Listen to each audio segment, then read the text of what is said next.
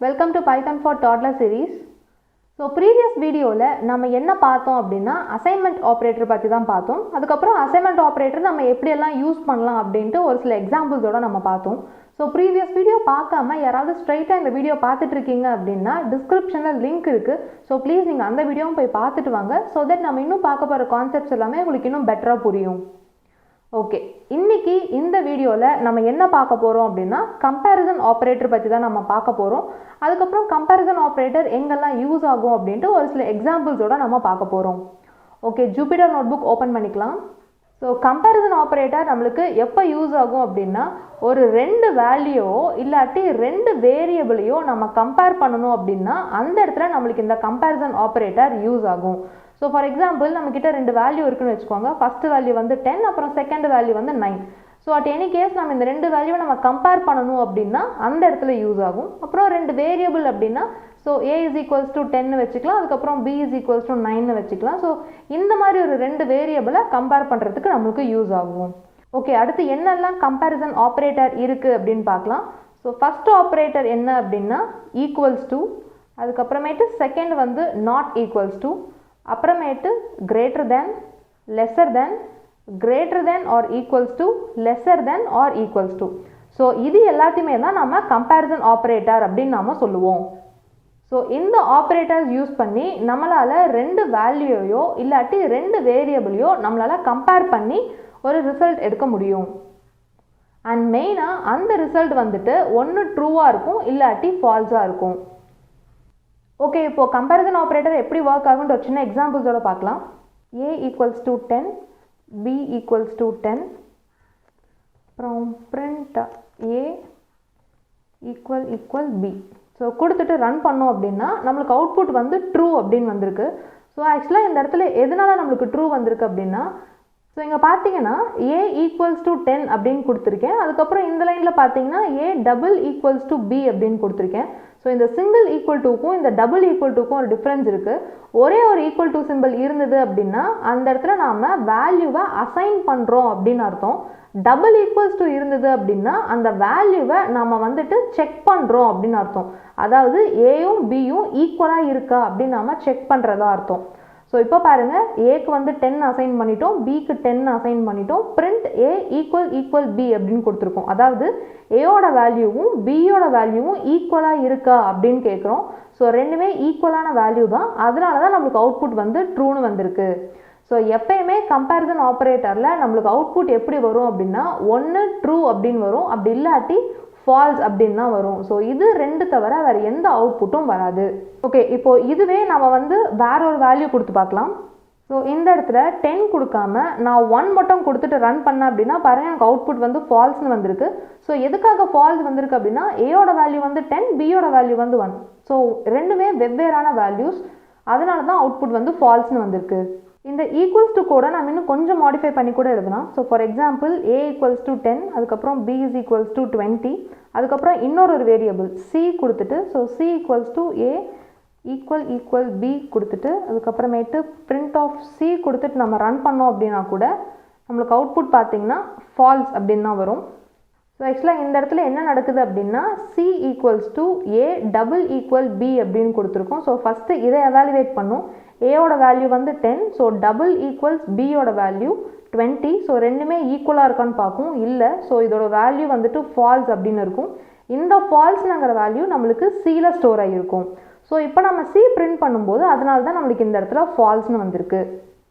So இந்த மாதிரி கூட நாம் வேரியபிள்ஸ் அசைன் பண்ணி செக் பண்ணிக்கலாம். ஸோ நெக்ஸ்ட் என்ன ஆப்ரேட்டர் அப்படின்னா நாட் ஈக்குவல்ஸ் டு. ஸோ இதுக்குமே நம்ம இதே கோட் எடுத்துக்கலாம். இதே கோட் எடுத்துட்டு இந்த இடத்துல மட்டும்தான் நம்ம ஒரு சின்ன மாடிஃபிகேஷன் பண்ண போகிறோம். இந்த ரெண்டு ஈக்குவல் டு சிம்பிள் எடுத்துட்டு ஃபஸ்ட்டு ஒரு நாட் சிம்பிள், அதுக்கப்புறம் ஒரு ஈக்குவல் டு. கொடுத்துட்டு நம்ம ரன் பண்ணலாம். ரன் பண்ணோம்னா பாருங்கள் ஆன்சர் வந்து நம்மளுக்கு ஃபால்ஸ்னு வந்திருக்கு. ஸோ இந்த இடத்துல இது என்ன சிம்பிள் அப்படின்னா நாட் ஈக்குவல் டு, அதாவது ரெண்டு ஈக்குவல் போட்டோம் அப்படின்னா அது வந்து ஈக்குவலாக இருக்கா இல்லையா அப்படின்னு பார்க்கும். ஸோ நாட் ஈக்குவல் அப்படின்னா அது ஈக்குவலாக இல்லாமல் இருக்கா அப்படின்னு வந்து பார்க்கும். ஸோ இப்போ பாருங்கள் ஏ நாட் ஈக்குவல் டு பி, ஏவும் பியும் வெவ்வேறையா அப்படின்னு நம்ம கேட்குறோம். இல்லை அப்படின்ட்டு நம்மளுக்கு ஃபால்ஸ்னு அவுட்புட் வந்திருக்கு. ஓகே, இப்போ இதே கூட நம்ம இன்னும் கொஞ்சம் மாடிஃபை பண்ணலாம். ஸோ ஃபார் எக்ஸாம்பிள் மறுபடியும் அதே மாதிரி பி ஈக்குவல்ஸ் டு 1ன்னு கொடுத்துட்டு நம்ம ரன் பண்ணலாம். ஸோ ரன் பண்ணும்போது பார்த்தீங்கன்னா அவுட்புட் வந்து ட்ரூன்னு வந்திருக்கு. ஸோ இந்த இடத்துல நம்ம என்ன செக் பண்ணுறோம் அப்படின்னா A not equals to B, but ஆனால் வேல்யூ வந்துட்டு 10 1 கொடுத்துருக்கோம். ஏவும் பியும் வெவ்வேறு வேல்யூஸா அப்படின்னு கேட்குறோம். ஆமாம், ஏல வேறு வேல்யூ இருக்குது, பியில் வேறு வேல்யூ இருக்குது, அதனால தான் நம்மளுக்கு ட்ரூன்னு அவுட்புட் வந்திருக்கு. ஸோ இப்போது ஈக்குவல் டுக்கும் நாட் ஈக்குவல் டுக்கும் டிஃப்ரென்ஸ் புரிஞ்சிருக்கும்னு நினைக்கிறேன். நெக்ஸ்ட் நம்ம என்ன ஆப்ரேட்டர் பார்க்க போகிறோம் அப்படின்னா கிரேட்டர் தென் ஆப்ரேட்டர் தான் பார்க்க போகிறோம். ஸோ அதே மாதிரி அதே கோட் பேஸ்ட் பண்ணிக்கலாம். இந்த இடத்துல என்ன பண்ணுறோம் அப்படின்னா A not equal to be கொடுக்காம ஏ இஸ் கிரேட்டர் தேன் பி அப்படின்னு கொடுத்துட்டு நான் ரன் பண்ணுறேன். ஸோ ரன் பண்ணும்போது பார்த்தீங்கன்னா அவுட்புட் ஃபால்ஸ்னு வந்திருக்கு. ஸோ இந்த இடத்துல என்ன கண்டிஷன் செக் பண்ணோம் அப்படின்னா ஸோ ஃபஸ்ட் ஏயோட வேல்யூ 10, அதுக்கப்புறமேட்டு கிரேட்டர் தென் சிம்பிள், அதுக்கப்புறம் பியோட வேல்யூ 10. ஸோ ஏயோட வேல்யூ பியோட வேல்யூவை விட பெருசாக இருக்கா அப்படின்னு பார்க்கும். ஸோ இல்லை, அதனால தான் நம்மளுக்கு வந்து ஃபால்ஸ்னு அவுட்புட் வந்திருக்கு. ஓகே, அடுத்து இதே கூட இன்னும் நம்ம கொஞ்சம் மாடிஃபை பண்ணி பார்க்கலாம். ஸோ இதுவே இந்த இடத்துல நம்ம 11 கொடுத்தோம் அப்படின்னா இதுவே இந்த இடத்துல நாம் 0 கொடுத்துட்டு ரன் பண்ணோம் அப்படின்னா நம்மளுக்கு வந்து ட்ரூ வரும். பிகாஸ் ஏயோட வேல்யூ வந்துட்டு பியோட வேல்யூவை விட பெருசு, அதனால தான் நம்மளுக்கு வந்து இந்த இடத்துல ட்ரூன்னு வந்திருக்கு. ஸோ நெக்ஸ்ட் நம்ம பார்க்க போகிற ஆப்ரேட்டர் வந்து லெஸர் தென். ஸோ இப்போ ஆல்மோஸ்ட் நீங்களே கெஸ் பண்ணியிருப்பீங்க லெஸர் தென் எப்படி இருக்கும் அப்படின்ட்டு. ஸோ ஃபார் எக்ஸாம்பிள் ஏயோட வேல்யூ வந்துட்டு 10, அதுக்கப்புறமேட்டு பியோட வேல்யூ 12 கொடுத்துடலாம். ஸோ இந்த பிரிண்ட் ஸ்டேட்மெண்ட்டில் A is lesser than B கொடுத்துட்டு நம்ம ரன் பண்ணலாம். ரன் பண்ணும்போது ட்ரூ வந்திருக்கு. ஆமாம், கண்டிஷன் ட்ரூ தான். 10 விட 12 வந்து சின்ன வேல்யூ தான், அதனால நம்மளுக்கு ட்ரூ அப்படின்னு அவுட்புட் வந்திருக்கு. இப்போ நெக்ஸ்ட் என்ன பார்க்க போகிறோம் அப்படின்னா greater than or equals to. நம்ம முன்னாடி பார்த்த கிரேட்டர் தென் மாதிரி தான், பட் ஒரு சின்ன வேரியேஷன் இருக்கும். ஃபார் எக்ஸாம்பிள் அதே கோட் நாம் எடுத்துக்கலாம். இந்த இடத்துல கிரேட்டர் சிம்பிளுக்கு பக்கத்தில் ஒரே ஒரு ஈக்குவல் டு சிம்பிள் மட்டும் ஆட் பண்ணுறேன். ஸோ ஈக்குவல் டு சிம்பிள் போட்டுட்டு நான் ரன் பண்ணும்போது பார்த்தீங்கன்னா அவுட்புட் வந்து எனக்கு ட்ரூன்னு வந்திருக்கு. ஆனால் இதுவே நான் இதே கோடை நான் கிரேட்டர் தென் சிம்பிள் மட்டும் போட்டு ரன் பண்ணும்போது பார்த்தீங்கன்னா எனக்கு அவுட்புட் வந்து ஃபால்ஸ்னு தான் வந்திருக்கு. ஆனால் கிரேட்டர் தென் ஈக்குவல் டுல போடும்போது எனக்கு வந்து அவுட்புட் ட்ரூன்னு வந்திருக்கு. ஸோ ஆக்சுவலாக இங்கே என்ன நடக்குது அப்படின்னா ஏக்கும் பிக்கும் வேல்யூ வந்து அசைன் ஆகிடும். So 10 greater than equals to 10. So இந்த ரெண்டு கண்டிஷனில் என்ன நடக்கும் அப்படின்னா ஒன்று கிரேட்டராக இருக்கான்னு பார்க்கும், இல்லாட்டி ஈக்குவலாக இருக்கான்னு பார்க்கும். அதாவது ரெண்டு கண்டிஷன் செக் பண்ணும். ஒன்று 10 கிரேட்டர் தென் 10ன்னு பார்க்கும், இல்லை 10 ஈக்குவல்ஸ் டு 10 அப்படின்னு பார்க்கும். ஸோ இப்போ 10 ஈக்குவல்ஸ் டு 10. ஸோ இந்த கண்டிஷன் சாட்டிஸ்ஃபை ஆகிறதுனால நம்மளுக்கு இந்த இடத்துல ட்ரூன்னு அவுட்புட் வருது. இதே கூட நம்ம இன்னும் கொஞ்சம் மாடிஃபை பண்ணலாம். ஸோ பியோட வேல்யூ நம்ம வந்துட்டு ஒரு சின்ன வேல்யூவாக கொடுத்துடலாம். லைக் 3 கொடுத்துட்டு நம்ம வந்து ரன் பண்ணலாம். ஸோ ரன் பண்ணும்போது பார்த்தீங்கன்னா இதுக்குமே நம்மளுக்கு அவுட்புட் வந்து ட்ரூன்னு தான் வந்திருக்கு. ஸோ ஆக்சுவலாக இந்த இடத்துல என்ன நடக்கும் அப்படின்னா மறுபடியும் அதே தான். So 10 greater than equals to 3 இந்த மாதிரி கண்டிஷன் இருக்கும். ஸோ இது எப்படி செக் பண்ணோம் அப்படின்னா ஒன்று 10 கிரேட்டர் தென் 3ன்னு பார்க்கும், அப்படி இல்லாட்டி 10 ஈக்குவல்ஸ் டு 3ன்னு பார்க்கும். ஸோ இந்த கண்டிஷன் பார்க்கும்போது இது வந்துட்டு ஈக்குவலாக இல்லை, பட் ஆனால் 10 வந்து 3யை விட பெருசாக இருக்குது. ஸோ இந்த கண்டிஷன் ட்ரூவாக இருக்கிறதுனால நம்மளுக்கு அவுட்புட் வந்து ட்ரூன்னு பிரிண்ட் ஆயிருக்கு.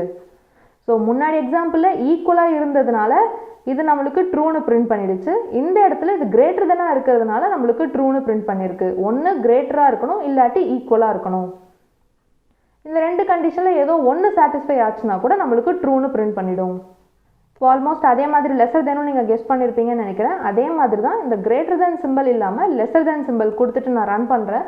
ஸோ ரன் பண்ணும்போது பார்த்தீங்கன்னா எனக்கு அவுட்புட் இதுக்குமே ட்ரூன்னு வந்திருக்கு. ஸோ சேம் இதே மாதிரி தான்.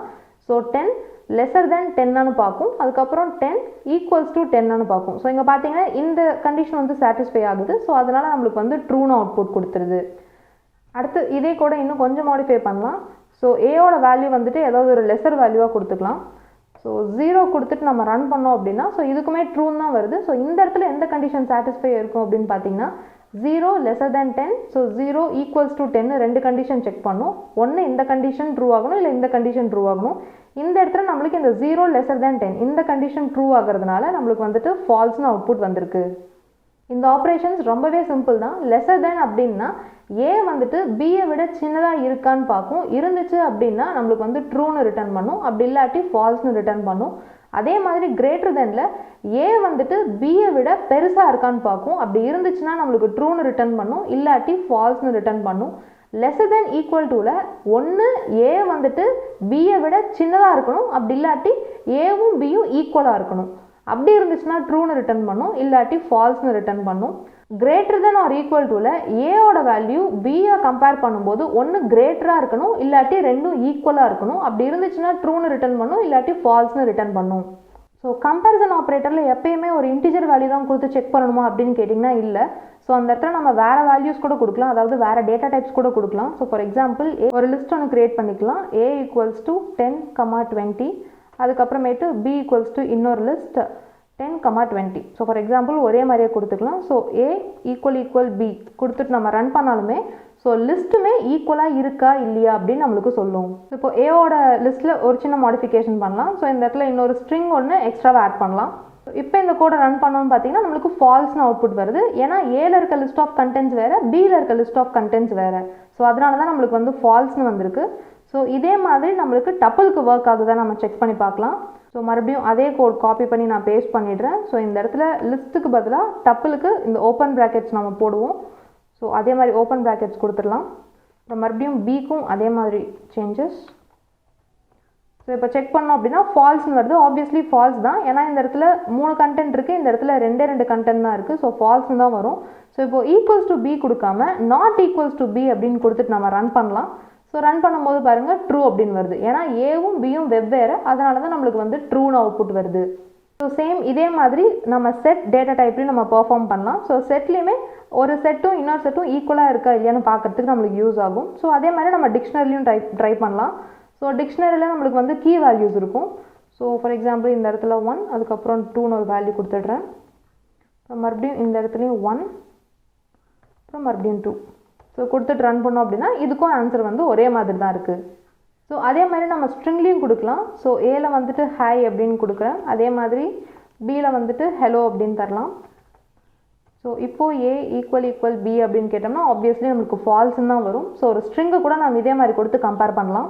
ஸோ நெக்ஸ்ட் அதே மாதிரி இப்போ நம்மக்கிட்ட இதே மாதிரி ஒரு லிஸ்ட் இருக்குது. ஸோ இந்த இடத்துல கிரேட்டர் தென் லெஸர் தென் ஆப்ரேஷன் பெர்ஃபார்ம் பண்ணி பார்க்கலாம். ஸோ ஏல ஒரு லிஸ்ட் இருக்குது, பியில் ஒரு லிஸ்ட் இருக்குது. ஸோ நம்மளுக்கு பார்த்தாலே தெரியுது ஏல இருக்க லிஸ்ட் ஆஃப் கண்டென்ட்ஸ் ஜாஸ்தி. So A greater than B கொடுத்துட்டு நம்ம ரன் பண்ணலாம். ஸோ ரன் பண்ணும்போது பார்த்தீங்கன்னா நமக்கு ஆன்சர் வந்து ட்ரூன்னு தான் வந்திருக்கு. பிகாஸ் ஏல இருக்க லிஸ்ட் ஆஃப் கண்டென்ட்ஸ் வந்துட்டு 3 கண்டென்ட்ஸ் இருக்குது, இதில் லிஸ்ட் ஆஃப் கண்டென்ட் வந்து 2 இருக்குது. ஸோ 3 கிரேட்டர் தென் 2 இது வந்துட்டு ட்ரூன்னு தான் வரும். அதனால தான் நம்மளுக்கு அவுட்புட்டும் ட்ரூன்னு வந்திருக்கு.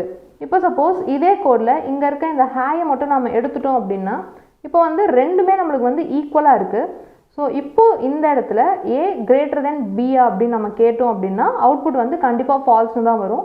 ஏன்னா இந்த இடத்துலையும் 2 தான் இருக்குது, இந்த இடத்துலையும் 2 தான் இருக்குது. ஸோ ரெண்டுமே கிரேட்டர் தென் கிடையாது, அதனால ஃபால்ஸ்னு வந்திருக்கு. ஓகே, இப்போ திரும்ப இதே கோடில் greater than or equal to நம்ம பெர்ஃபார்ம் பண்ணி பார்க்கலாம். ஸோ இதே தான், ஏல வந்துட்டு 3 கண்டென்ட் இருக்குது, பியில் வந்து 2 கண்டென்ட் இருக்குது. ஸோ இந்த இடத்துல கிரேட்டர் தென்க்கு பதிலாக கிரேட்டர் தென் ஈக்குவல் டு கொடுத்துட்டு நான் ரன் பண்ணுறேன். ஸோ ரன் பண்ணும்போதும் பார்த்தீங்கன்னா எனக்கு அவுட்புட் வந்து ட்ரூன்னு தான் வந்திருக்கு. ஸோ இங்கே பார்த்தீங்கன்னா ஏல இருக்க கண்டென்ட் வந்துட்டு 3, பியில் இருக்க கண்டென்ட் வந்துட்டு 2. ஸோ கண்டிஷன் செக் பண்ணும்போது 3 கிரேட்டர் தென் ட்ரூங்கிற கண்டிஷன் வந்துட்டு நம்மளுக்கு ட்ரூ ஆகுது. ஸோ அதனால் நம்மளுக்கு அவுட்புட் வந்து ட்ரூன்னு வந்திருக்கு. ஸோ கம்பேரிசன் ஆப்ரேட்டர் ஒரு நியூமரிக்கல் வேல்யூவோட மட்டும் நாம் செக் பண்ணாமல் அதை ஒரு லிஸ்ட்டோடையும் tuple, set, dictionary and string, so எதோட வேணாலும் நாம் ஒன்னோட ஒன்று கம்பேர் பண்ணி அது கிரேட்டர் தெனாக இருக்கா, இல்லை லெஸர் தெனாக இருக்கா, இல்லை கிரேட்டர் தென் ஈக்குவல் டுவா, இல்லை லெஸர் தென் ஈக்குவல் டுவா, இல்லாட்டி ரெண்டுமே ஈக்குவலாக இருக்கா, இல்லை ரெண்டுமே நாட் ஈக்குவலாக இருக்கா நாம் செக் பண்ணி பார்த்துக்கலாம். ஸோ இன்றைக்கி நம்ம வீடியோவில் நம்ம என்னெல்லாம் பார்த்தோம் அப்படின்னா லெஸர் தென் ஆப்ரேட்டர் பற்றி பார்த்தோம், அதுக்கப்புறம் கிரேட்டர் தென் ஆப்ரேட்டர் பற்றி பார்த்தோம், அதுக்கப்புறம் lesser than or equal to எப்படி செக் பண்ணுறது அப்படின்னு பார்த்தோம், அதுக்கப்புறம் greater than or equal to எப்படி செக் பண்ணுறதுன்னு பார்த்தோம், அப்புறம் டபுள் ஈக்குவல் டுக்கும் என்ன ஒரு டிஃப்ரென்ஸ்னு பார்த்தோம், அதுக்கப்புறம் ஈக்குவல் டுக்கும் நாட் ஈக்குவல் டுக்கும் என்ன டிஃப்ரென்ஸ் அப்படின்னு பார்த்தோம். ஸோ இப்போ நம்ம போட்டிருக்க கோட்ஸ் எல்லாமே நான் GitHubல அப்லோட் பண்ணியிருக்கேன், நீங்கள் வேணும்னா டவுன்லோட் பண்ணிக்கோங்க, டிஸ்கிரிப்ஷனில் லிங்க் கொடுத்துருக்கேன். Happy learning, bye bye.